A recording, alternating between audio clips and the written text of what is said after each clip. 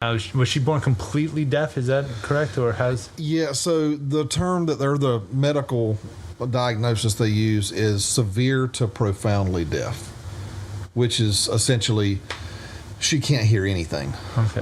They said maybe like a fire truck going by right by her head, but as far as like normal everyday speech type things, no, or normal everyday noises, no. So, when did you guys start to notice that was an issue? So they told us at the hospital, they tested her at the hospital and said that, I don't know how you test a newborn, but I'm sure, I guess medical technology, but they said that they didn't think she could hear, but that it was very rare for a child to be born hearing impaired, and that most likely, they can get fluid in their ears in the birth canal and things like that. So they said, come back in 2 weeks. We came back in 2 weeks. She failed it again. They said come back at 8 weeks, and we went to a different. They referred us somewhere at 8 weeks, and they also said that she couldn't hear. They were like, well, it could still be, fluid in the ears, and we're like, at 8 weeks, that's a long time. So we weren't comfortable with that answer, and we called MUSC in Charleston ourselves, and got an appointment and went within the next week or so. So she was about 9 weeks old when they confirmed in Charleston that she couldn't hear. I can't imagine. Right? Yeah, it was rough in the beginning. Yeah, what were your? I mean, do you think you immediately wanted to? How do we fix this, or was there an oh my god, what is her life going to be like? Period. What did you feel first? I think the shock, if you want to use that word, or you just said, what does that mean from here? Because then your mind starts racing, and you're thinking, is she going to be able to talk? Is there a way she's going to be able to hear? Is she going to, what's her speech going to be? Just so many different questions. And when something like that happens, they put you in the different state people come in, liaisons and different resources, and they give you all this literature and set you up with all these different organizations to kind of help you learn about it. But there was definitely a I almost want to say grief factor in the beginning. Yeah, that's basically what I was describing when I was just thinking oh my God, what is her life going to be like? And I kind of thought the way I started this was almost a little insensitive on an interesting topic. I find it interesting because Matt found a solution, and that's what I really want to talk about. But I still want to walk through this a little bit. Yeah. Right. And I will say, looking back, it was difficult for me, obviously, but it weighed more on my wife. Because I think, I was 29 when my son was born, which is not her son, that's her stepson. Yeah. And we were 40 when our little girl was born, and my wife had always wanted a baby. And I think she kind of went through, just the emotions of, why me? Why? Because they were, and I say they, the medical professionals, and obviously, they tell you what they can. But they were very adamant that while we were going through that testing, we're sure it's not that she can't hear. It's very, very rare. So I think my wife was kind of playing that stuff back in her head during that time and thinking, why her? Why me? Why us? Yeah. Whereas I think I moved through it a little bit faster and got to that point that you were just talking about, focused on, what do we do? What do we do? What are next steps? Well, how do we get to that point? And I think it took her a little bit longer to get to that place, which is, understandable. Yeah. But I mean, that is where it led. Okay, what is the plan? What are our options? What can we do? You kind of went through the, I guess, grief phase we could talk about, and now you're coming through the what is the plan? How do we fix this? Or at least have the best quality of life for our daughter. Right. What did you do first? Well, the first step of the plan from what they gave us was she had to get an MRI, or they scheduled us for an MRI for when she was 6 months, because they won't put a child to sleep sooner than 6 months, and they have to put them to sleep to do the MRI. Basically what they told us was if the anatomy of her ear, meaning everything inside, was intact like it was supposed to be, and because let me back up. Sometimes they said sometimes children can't hear, or people can't hear because they're missing something in their anatomy of their ear. Okay. If that's the case, then sign language would be her primary form of communication for the rest of her life. All right. So the MRI scan was to see, is the anatomy intact, and if it is, then she can get cochlear implants. Okay, so that was a thank God moment. How long from when she had the MRI until you knew that the anatomy was intact? An Well, MRI, you said, right? they let us know almost immediately, but I'm glad you brought that up. The waiting period was from, we heard that at day one at MUSC in Charleston, which was around 8 or 9 weeks. So we went from around 8 or 9 weeks old to 6 months, not knowing, if she was going to be a candidate to get the cochlear implants. Okay. So that was several months of waiting. And then once we got the MRI, it was within a couple of days. They let us know everything was intact, and she would be a candidate for the surgery. All right, so what is that surgery called again? It's called a cochlear implant surgery. Cochlear implant surgery. Mm-hmm. And how old was she? All right, so 6 months she was able to have the MRI. Yes. And you found out basically immediately that she was a candidate for it. Yes. All right, now what else had to be done? Were there extra tests before they could say if we can go through with the surgery or not? Or was it any kid who's intact can have the surgery? Yeah, it was pretty much, once they had the MRI, they knew that, and at that point she'd also been put to sleep as well. So they knew that she could get it done at that point. Okay. Because essentially, if the MRI results were not favorable, then the cochlear implants wouldn't be any good. It wouldn't help her hear. All right. How long until she had the surgery? So at the time, and they may have changed this now because it's almost 3 years ago, the regulation on it was 9 months. Mm-hmm. But they can only do one at a time because it's about a 3-hour surgery, and they don't want a 9-month-old asleep for 6 hours.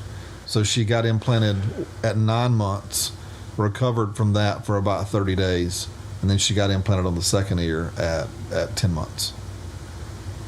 It's so hard to hear this and not think about picturing like your 9-month-old kid being, put to sleep for a surgery. Yeah, 3 times by the time she was 10 months old. And wow. It's kind of, I don't know if the word is invasive, but when you hear it as like essentially what it is, they cut you behind your ear. Uh-huh. They drill a hole in your skull. Sounds invasive. They basically, what happens is there's an internal part of a processor that's a magnet. It goes up here. Right. So that magnet is under your skin, between your skull and your skin.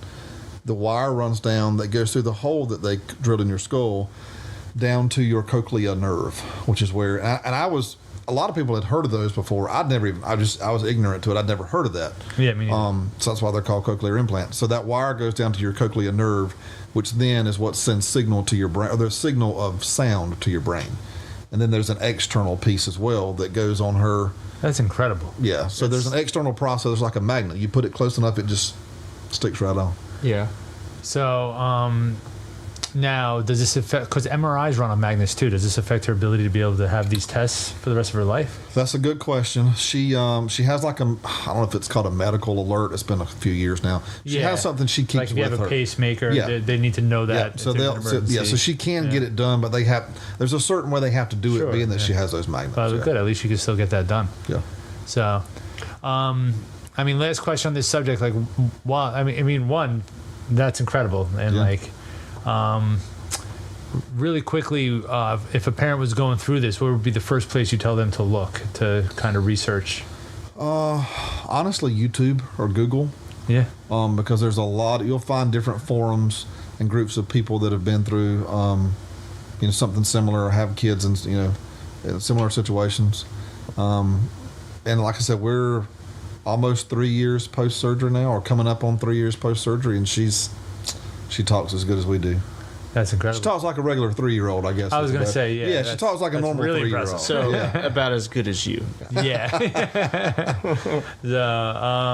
When you were waiting to find out from like 8 weeks to 6 months if she'd even be a candidate, did you guys start researching if she's not? What are we going to do? Or were you just like, let's figure this out first? Yeah, no, that's a good question. We kind of started, or not kind of, we started learning some sign language. Yeah. Just basic things, which were things that we were going to need to communicate with her anyway when she doesn't have them on. So like if she's, basically they can't get wet unless she has this little waterproof thing that she can swim like with. A mogwai. Yeah. Yeah. So she has them Inappropriate time. Is that Gremlins? on. Yeah. All right.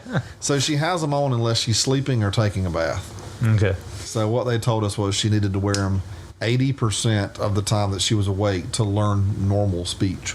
And every time we go for a checkup, which now is thankfully is only like once a year, once every 6 months, she's wearing hers like 94 or 95% of the time that she's awake. What do you do about rain? What preparation? Just a hat is enough, or do you just take them off if there's any? Yeah, a hat, or if we're just kind of running in and out of the house or in and out of daycare, we'll just take them. We'll just tell her we're going to. She calls them her ears. We'll say we're going to take your ears off, and just say okay. And when you get out of the rain, she'll say, "Put my ears back on." Yeah. That's so sweet, though. Like she, I mean, it's weird that not weird, but it's crazy how like she made the correlation very young that if I want to hear, I've got to have, and sometimes they'll fall off and she'll reach around and just pop it back up there.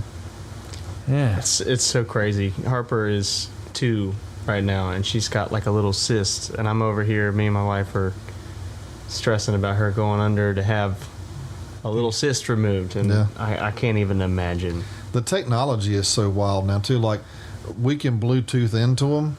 It'll tell you if both of them are working, what percentage battery they have. When she gets of school age and she's actually in a classroom, there's a little microphone that the teacher can wear that Bluetooths into her devices. That's really kind of the only, if you want to say downside or negative thing that they told us, is if she's in a big, like there's a bunch of people talking. Mm-hmm. There's a ton of people, just like if she's in a big crowded room or something, it might be harder for her to hear. Just so it's like being over 40. Yeah. I mean, basically. She's got the hearing of a 40-year-old. Yeah. So that's why the microphone thing comes in for school. But other than that, and the other cool thing is, like, if you hear her talk, she has a very southern. That makes sense. Yeah. So I mean, the funny thing is, I asked, I don't know where she gets it from. So I asked a guy. There's a guy in Florence. His daughter was born the same way. And when we first kind of found out that Everly couldn't hear, we were at this little. It's called South Carolina Hands and Voices. It's for kids that are hearing impaired. I asked him. I said, well, how do we know, or how do you know that she's hearing the way that we hear? Because, and come to find out through research, they don't to start with. It's very robotic. Yeah. And then as time goes on, your brain gets more and more used to the way that the sound is coming through. But this little girl is like 8 now. At the time, she was probably 6. And he said, oh, she hears like we hear. And he said, Everly will get to that point too. And I said, well, how do you know? And he's like, listen to her talk. Yeah. And I was like, immediately it's like a light bulb. I said, well, that's you're right. why I was just like, oh, because she sounds like she's from South Carolina too, and my little girl's the same way. Yeah. Yeah, I didn't even consider that. So basically, your brain is able to just piece together the puzzle pieces over time and to make sense of it. From my understanding, where they got that knowledge from was that once this cochlear implant technology came out, older people were getting implanted that maybe had lost hearing over time, or maybe their hearing aids weren't working anymore. Yeah. And that's where they gathered the research, is from the older people saying, at day 1, it's very robotic. 6 months, it's more normal, and just getting that research over time. Yeah.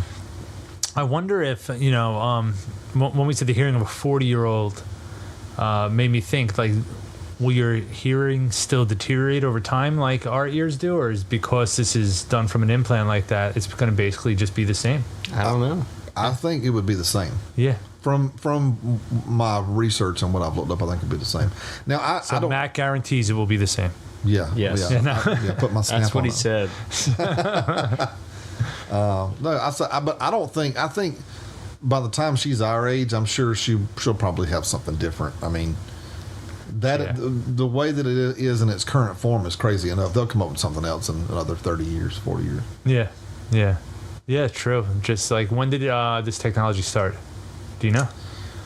It's been around when I looked it up the last time. It's fairly recent, last 20 years or so. So it'll definitely advance rapidly. Yeah.